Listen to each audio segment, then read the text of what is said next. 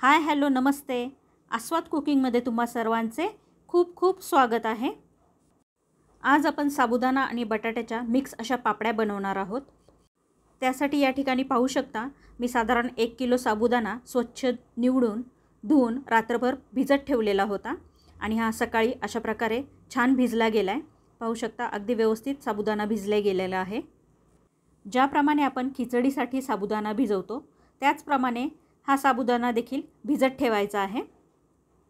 या साबुदाण्याच्या पापड्यांमध्ये आपण बटाटा देखील मिक्स करणार आहोत.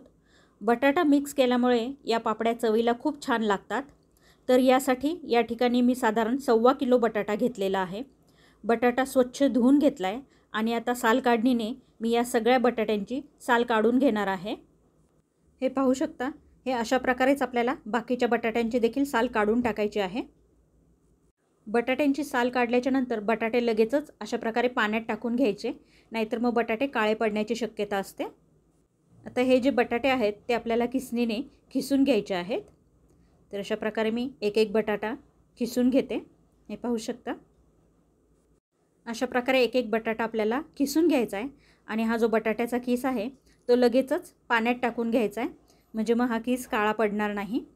तर अशा प्रकारे हा मी आता पाण्यात टाकून घेते आणि मग दुसरा बटाटा किसून घेते. हा दुसरा बटाटा देखील किसून झाला की हा किस देखील आपल्याला लगेचच पाण्यात टाकून घ्यायचा आहे. हे पाहू शकता अशा प्रकारेच. आता मी अशा प्रकारेच बाकीचे राहिलेले बटाटे देखील किसून घेते. बटाटे किसून घेत असतानाच मी गॅसवर अशा प्रकारे पाणी तापायला ठेवलेलं आहे. हे पाहू शकता. या पाण्यामध्ये आपल्याला साबुदाणा आणि बटाटा शिजवून घ्यायचा आहे. आता या ठिकाणी पाहू शकता सगळे बटाटे मी असे व्यवस्थित किसून पाण्यात टाकून घेतलेले आहेत. त्याचबरोबर या ठिकाणी हा रात्रभर भिजवलेला साबुदाणा देखील आहे. आता आपण जे पाणी गरम करायला ठेवलं होतं त्याच्यामध्ये मीठ टाकून घ्यायचं आहे. मीठ व्यवस्थित मिक्स करून घ्यायचं आहे. पाणी छान गरम झालेलं आहे. आता या गरम पाण्यातच आपल्याला साबुदाणा टाकून घ्यायचा आहे. तर अशा प्रकारे मी सगळा साबुदाणा या पाण्यामध्ये टाकून घेणार आहे. साबुदाणा गरम पाण्यात टाकून घेतल्याच्या नंतर लगेचच असा चमच्याने हलवायचा आहे. वर खाली करून घ्यायचं अशा प्रकारे. सर्वात आधी आपण याच्यात साबुदाणाच टाकून घेणार आहोत. बटाट्याचा किस आपण नंतर ॲड करणार आहोत, कारण बटाटा किसून घेतल्यामुळे बटाट्याला शिजायला फारसा वेळ लागणार नाही. त्यामुळे सर्वात आधी आपल्याला साबुदाणा शिजवून घ्यायचा आहे. साबुदाणा अर्धवट शिजला की याच्यामध्ये आपण बटाट्याचा किस ॲड करणार आहोत. आता या ठिकाणी पाहू शकता साबुदाणा जसजसा शिजेल तसं हे मिश्रण घट्ट व्हायला लागतं. हे पाहू शकता. आता या स्टेजला आपण याच्यामध्ये बटाट्याचा किस ॲड करणार आहोत. बटाट्याचा किस पाण्यातनं काढायचा, स्वच्छ पिळून घ्यायचा आणि मग ह्याच्यामध्ये ॲड करायचा आहे. हे पाहू शकता अशा प्रकारे. लगेचच चमच्याने व्यवस्थित मिक्स करून घ्यायचं आहे. हे पाहू शकता अशा प्रकारे मी सगळा बटाट्याचा किस ह्याच्यामध्ये आता टाकून घेतलेला आहे आणि तो असा चमच्याने व्यवस्थित मिक्स करून घेत आहे. आता गॅसची फ्लेम कमी करायची आहे आणि हे मिश्रण सतत असं ढवळायचं आहे, नाहीतर मग खाली पातेल्याला लागण्याची शक्यता असते. त्यामुळे अशा प्रकारे हे मिश्रण सतत हलवत राहायचं आहे. हे मिश्रण खूप पातळ ठेवायचं नाही, असं थोडंसं घट्टसरच ठेवायचं आहे, म्हणजे मग पापड्या घालताना त्या व्यवस्थित गोलाकार घालता येतात, त्याचा शेप बिघडत नाही. हे पाहू शकता याची कन्सिस्टन्सी अशा प्रकारे ठेवायची. आता हे तयार झालेलं आहे. मी आता गॅस बंद करते. आता या मिश्रणाच्या आपल्याला पापड्या टाकून घ्यायच्यात. त्यासाठी या ठिकाणी पाहू शकता मी धान्याचं जे पोतं असतं, जे प्लॅस्टिकचं पोतं असतं ते मधून कट करून घेतलेलं आहे आणि यावर आपण आता पापड्या टाकून घेणार आहोत. सर्वात आधी याला मी अशा प्रकारे तेल लावून घेणार आहे, म्हणजे मग पापड्या वाळल्याच्या नंतर अलगद निघतील, त्या चिकटणार नाहीत. तर अशा प्रकारे सगळीकडे मी व्यवस्थित तेल लावून घेणार आहे आणि आता पळीच्या साहाय्याने अशा प्रकारे या मिश्रणाची एक एक पापडी करून घ्यायची आहे. हे पाहू शकता. ही पापडी खूप पातळ देखील नाही आणि खूप जाड देखील नाही ठेवायची. मीडियम साईजमध्ये आपल्याला या पापड्या टाकून घ्यायच्या आहेत.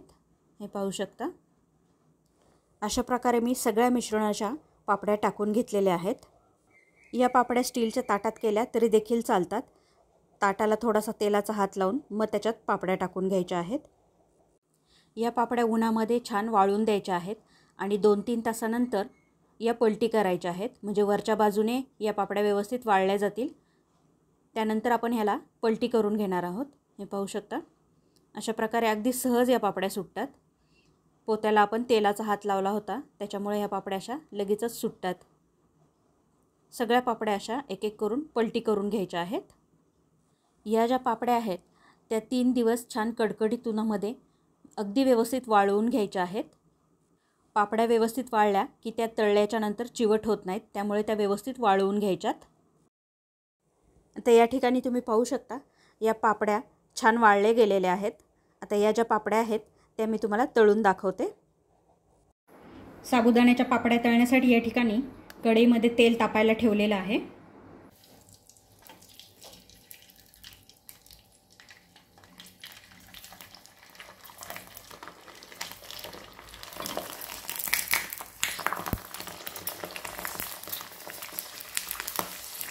पाहू शकता पापडी किती छान फुलली आहे.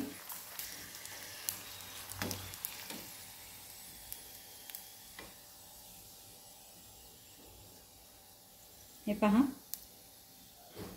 किती मस्त पापडी फुललेली आहे. आता अशाच प्रकारे मी दुसरे देखील तळून घेते.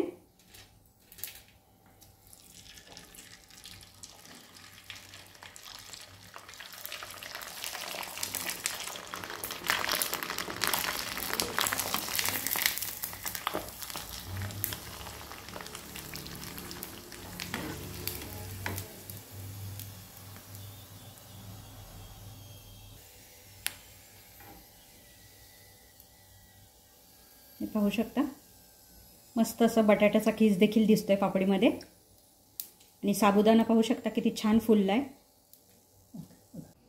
हे पाहू शकता या तळलेल्या पापड्या.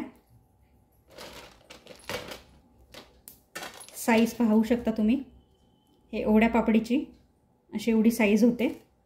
हे पहा छान फुलतात या पापड्या. तुम्ही देखील या साबुदाणा बटाटा मिक्स अशा पापड्या नक्की ट्राय करून बघा. आणि आजचा हा व्हिडिओ जर आवडला असेल तर व्हिडिओला लाईक करा, जास्तीत जास्त शेअर करा. आणि सगळ्यात महत्त्वाचं म्हणजे चॅनलला जर अजून सबस्क्राईब केलं नसेल तर लवकरात लवकर चॅनलला सबस्क्राईब करा, म्हणजे अशा छान छान नवनवीन रेसिपीज तुम्हाला नेहमीच पाहता येतील. चला तर मग पुन्हा लवकरच भेटूया अशाच एका नवीन आणि छानशा रेसिपीसोबत. तोपर्यंत मस्त खा आणि स्वस्त रहा. Bye bye.